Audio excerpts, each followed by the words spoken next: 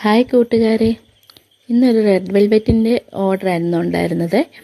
എൻ്റെ ഫ്രണ്ടാണ് എനിക്ക് ഇതിന് ഓർഡർ ചെയ്തത്. അവളുടെ കുഞ്ഞിൻ്റെ 4th ബർത്ത്ഡേ ആയിരുന്നു. ആ കുഞ്ഞിൻ്റെ ഫസ്റ്റ് ബർത്ത്ഡേ മുതൽ നമ്മൾ തന്നെയാണ് കേക്ക് കൊടുക്കാറുള്ളത്. പക്ഷേ ഇന്ന് അല്പം ലേറ്റായിപ്പോയി. അവൾ ഇച്ചിരി താമസിച്ചാണ്, അതായത് ആ ബർത്ത്ഡേ ദിവസമാണ് നമുക്ക് ഓർഡർ തരുന്നത്. സാധാരണ നമുക്ക് നേരത്തെ കിട്ടുന്ന ഓർഡറുകളൊക്കെ നമ്മൾ അതായത് ഒരു ദിവസം ബേക്ക് ചെയ്യും, പിറ്റേ ദിവസം അത് ഐസിങ് ചെയ്യും, അതിൻ്റെ പിറ്റേ ദിവസമാണ് അത് ഡെലിവറി ചെയ്യുന്നത്, കസ്റ്റമർക്ക് കൊടുക്കുന്നത്. അപ്പോൾ നമ്മൾ 2 ദിവസം മുമ്പേ ബേക്ക് ചെയ്ത് വെക്കും.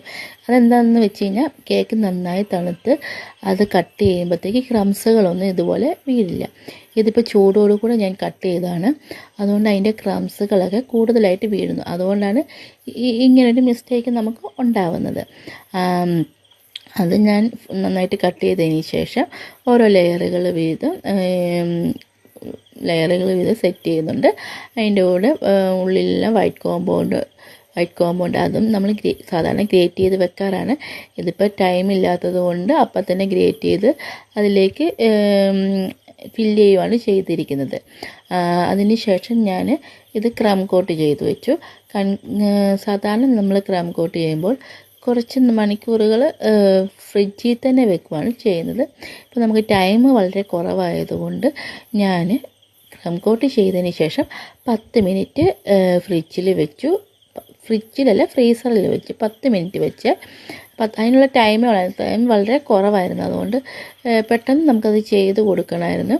അതുകൊണ്ട് ക്രം കേക്ക് ചെയ്ത ഉടനെ തന്നെ ഞാൻ ഒരു 10 മിനിറ്റ് ഫ്രീസറിൽ വെച്ചു. അതിന് ശേഷമാണ് ഞാൻ ഫൈനൽ കോട്ട് ചെയ്യുന്നത്.